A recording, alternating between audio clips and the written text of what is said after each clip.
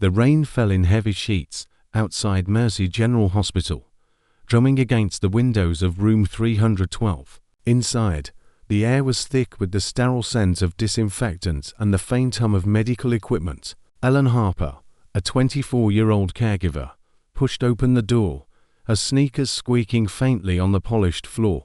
The nurse at the desk had been curt. "Mr. Walter Grayson, room 312. Don't expect him to talk. Hasn't said a word in months. Stable, but gone." Ellen nodded, pulling her sweater tighter around her slight frame, and stepped into the dimly lit room. Walter Grayson lay still, his silver hair stark against the pillow, his face etched with lines that told of a life both rich and hard. His eyes, open but vacant, stared at nothing at the ceiling, not the rain-streaked window, not her. He was in his late 70s, maybe older, a man who seemed to have slipped into a place no one could reach. Ellen stood by the bed, her blonde hair catching the faint glow of the bedside lamp. She was no stranger to silence, but this felt differentiavier, like the room itself was holding its breath. 2 years ago, Ellen's life had been all smoky jazz clubs and late-night gigs, her voice weaving through crowded rooms, hushing conversations over clinking glasses. Now, she worked the night shift, her music tucked away like a forgotten dream. She reached out, her hand hovering over Walter's cold fingers, then gently rested it there. "You probably can't hear me," she whispered, her voice soft but steady. "But I used to sing. My dad said it made people feel less alone." She paused, searching his face for any flicker of response. The monitors beeped on, indifferent. Without planning it, Ellen pulled a chair close, sat, and began to sing. "Smile, though your heart is aching." Her voice was quiet, a little unsteady at first, but it grew warmer, filling the room like a soft light. The words carried a tenderness that seemed to push back the sterile cold. She sang for Walter, for herself, for the father she'd lost in a hospital room much like this one. Tears pricked her eyes, but she kept going, her voice a fragile bridge across the silence. Outside the room, a man stopped dead in his tracks. Nathan Grayson, 33, stood just beyond the doorway, his tailored coat damp from the rain.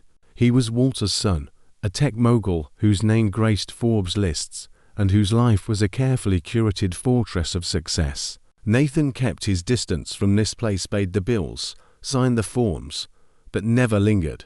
Tonight, he'd come late, intending only to drop off paperwork, but that voice raw, unpolished, achingly beautiful held him rooted to the spot. He leaned closer, peering through the narrow gap in the door. There she was, a young woman with hair like summer straw, singing to his father as if he was still a person, not just a body in a bed.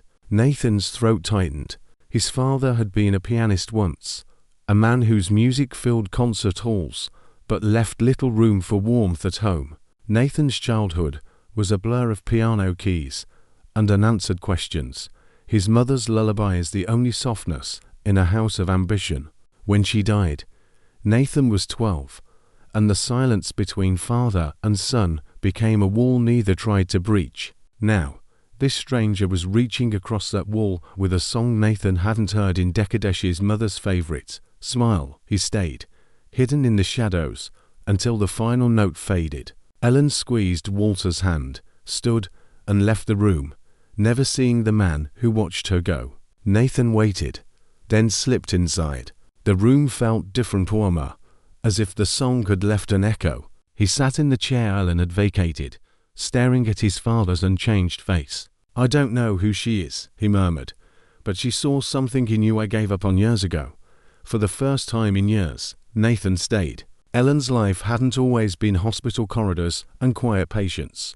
At 21, she'd been a fixture in the jazz dives of Chicago's North Side, her voice a warm thread weaving through the haze of cigarette smoke and whiskey glasses. The Blue Note Lounge was her home, where regulars tipped generously just to hear her sing Misty one more time. She never chased fame. Music was her way of touching people, of making the world less lonely. For a while, that was enough. Then came Marcus, a slick-talking manager with promises of record deals and bright lights. He was older, charming, and seemed to believe in her. Ellen fell hard, handing him her trust, her heart, her savings. One night, he vanished. No note, no suitcase, just an empty apartment and a bank account drained to zero. Her guitar, the one her father gave her, was gone too. The betrayal gutted her, silencing her music and her spirit. She stopped singing, left the stage, and disappeared into a life of survival. Caregiving was a last resort, a job found through a neighbor's connection to a staffing agency. It paid the rent, nothing more. Ellen didn't talk about her past, and no one asked. In her scrubs and ponytail, she was just another face in the hospice wing, tending to those society had half forgotten. But Walter Grayson changed that. Something about his stillness, his aloneness, reminded her of her father's final days. She hadn't made it to his bedside in time to say goodbye, and that regret clung to her like damp clothes. So, when she saw Walter, she sang not for applause, but to reach him, to offer something beautiful to a man who seemed lost. Nathan Grayson was a man who had everything, or so the world thought. His tech firm was a rising star. His penthouse overlooked Lake Michigan, and his schedule was a mosaic of power lunches and international calls. He was polished, untouchable, the kind of man who didn't cringe even at his mother's funeral. But beneath the surface, Nathan was hollow, his life a series of transactions, not connections. His father, Walter, had been a pianist of quiet renown, his fingers coaxing magic from ivory keys in venues from Carnegie Hall to Paris. But at home, Walter was distant, his music a wall between him and his son. Nathan's mother, Clara, had tried to bridge the gap, humming lullabies and whispering, "He loves you, he just doesn't know how." Her death a sudden aneurysm, what little warmth remained. Walter was on tour in Vienna when it happened, returning 2 days late for the funeral. Nathan, barely a teenager, never forgave him. When Walter suffered a stroke a year ago, Nathan handled everything: private care, top doctors, a room at Mercy General. But he never visited, never stepped inside room 312. It was easier to stay away, to tell himself there was nothing left to say. Until that night, when Ellen's voice cut through his defenses. She was singing Smile, the song his mother used to hum when he couldn't sleep. The one Walter played just once, the night before his final tour. Nathan hadn't heard it in 20 years, but it hit him like a wave, stirring memories he'd buried deep. The next evening, he returned. He didn't go in, just stood outside the door, listening as Ellen sang again soft jazz standards, old ballads, sometimes just a hummed melody. Her voice wasn't perfect, but it was honest, raw, like a fire in a cold room. Nathan came back night after night, always in the shadows, always listening, and slowly, something inside him began to thaw. One evening, Nathan arrived late, just as Ellen was tucking a blanket around Walter and whispering goodnight. She turned, and their eyes met. She froze, startled. "I'm sorry," she stammered, brushing a strand of hair behind her ear. "Was I too loud?" Nathan shook his head. "No, you weren't." His voice was low, almost gentle. She hesitated, then said, "It's past visiting hours. I don't usually sing this late." He looked at her for a long moment, then said, "Don't stop. Your voice, it's reaching him." Ellen tilted her head, confused. "I'm not sure he hears me." Nathan's eyes softened. "He does, more than we know." She studied him, recognizing the man. The nurses whispered about rich son, who paid for everything, but never stayed. "I've seen you here," she said cautiously. "Most nights, outside the door." Nathan gave a wry smile. "Yeah, that's me. The guy who lurks." She laughed softly, and the tension eased. "I'm Nathan," he said. "Ellen," she replied, then added, "The nurses talk." He chuckled. "Of course they do." They stood in the hallway, the hum of machines filling the silence. "You used to sing professionally, didn't you?" Nathan asked suddenly. Ellen blinked, surprised. "How'd you know? Your voice," he said simply. She looked down, her fingers twisting the hem of her sweater. "I did, a few years ago. Jazz clubs, small stages. Life got in the way." He didn't press, sensing the weight behind her words. Instead, He glanced at his father's door. He was a pianist, Nathan said. Toured the world. I thought he loved music more than me. Ellen listened, letting him speak. After my mom died, we stopped talking. I built a life without him. Easier that way. She nodded. But you're here now. Nathan's jaw tightened. I wasn't. Not until you sang. Ellen's breath caught at his honesty. He looked at her, a spark of an idea in his eyes. I want to try something crazy. Teach me a song only you sing to him. I want to sing for my dad, just once. Ellen stared, then smiled. You're serious? Why not? He said, a grin breaking through. You woke something in him. Maybe I can too. She laughed, warmth spreading through her. All right, but I'm tough, he smirked. I can handle tough. Their lessons began in the hospital staff lounge, a cramped room with a sagging couch and a coffee maker that never worked. Ellen hummed the opening bars of Smile, breaking down the lyrics, while Nathan fumbled through, off-key and awkward. But he kept at it, his determination surprising her. They met twice a week after her shifts, their voices mingling in the quiet room. Ellen taught him Moon River, What a Wonderful World, and Unforgettable, coaching him with patience and a playful nudge when he slouched. Sing from your chest, she'd say, tapping his arm. You make it look easy, he'd reply, half in awe. Between lessons, Nathan started showing up with dinner homemade chili, pasta with marinara, once a slightly burned attempt at her favorite, roasted vegetable risotto. How'd you know I love this? She asked, surprised. You mentioned it at the vending machine a few weeks back, he said casually. Her heart skipped. You remember that? He met her eyes. I remember everything you say. The air shifted, charged with something neither named. Nathan began helping with small tasks, carrying laundry bags, refilling water jugs, scrubbing a stubborn stain on the floor. Ellen teased him. You're a CEO, not a janitor, he shrugged. Maybe I want to earn something real. One night, he arrived with a large box, setting it down carefully. Inside was a vintage microphone, silver and gleaming, like the one she'd admired in an antique shop window months ago. You touched the glass, he said. Didn't say a word, but I saw. Ellen's fingers traced the metal, her throat tight. Nathan, I can't you already have, he said softly. It's for us, to sing together. Ellen organized a small concert in the hospital's common room, a dream she'd long buried. Nathan insisted on joining. They stood before a semicircle of residents in wheelchairs and walkers, the vintage mic between them. Ellen wore a simple green dress, her hair loose. Nathan had a guitar, a lyric sheet tucked in his pocket. They opened with You Are My Sunshine, the crowd clapping softly, faces lighting up. Ellen's voice soared, but Nathan's raw, imperfect harmony stole the room. They sang Can't Help Falling in Love, then Smile by request.